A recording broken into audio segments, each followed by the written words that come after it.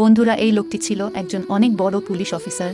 একটি মাফিয়া দলের গুন্ডা সদস্যকে ধরতে গিয়ে তাদের একটি জঙ্গলে গিয়ে পৌঁছাতে হয়, আর সেখানে গিয়ে পুলিশ অফিসারটিকে অনেক বিপদের মুখে পড়তে হয়, কারণ সেখানে ছিল অনেকগুলো বিষাক্ত পোকা।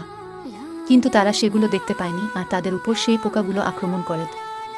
আর তারা সেই মাফিয়া দলের গুন্ডা সদস্যটাকে ধরতে পারে না, আর নিজের অনেক ক্ষত হয়। তখন তারা তাড়াতাড়ি করে ডক্টরের কাছে চলে আসে, কারণ তাদের মুখের অবস্থা অনেক খারাপ। এই অবস্থায় থাকলে তারা হয়তো জ্ঞান হারিয়ে যেতে পারে। ডক্টরের কাছে আসার পর ডক্টর সেই বিষাক্ত পোকাগুলোর লোম তার মুখ থেকে বাহির করতেছিল, কারণ সেই বিষাক্ত পোকাগুলোর লোম তাদের মুখে আটকে যাওয়ার কারণে তাদের মুখ পুরোপুরি ফুলে গেছে এবং ক্ষত হয়েছে।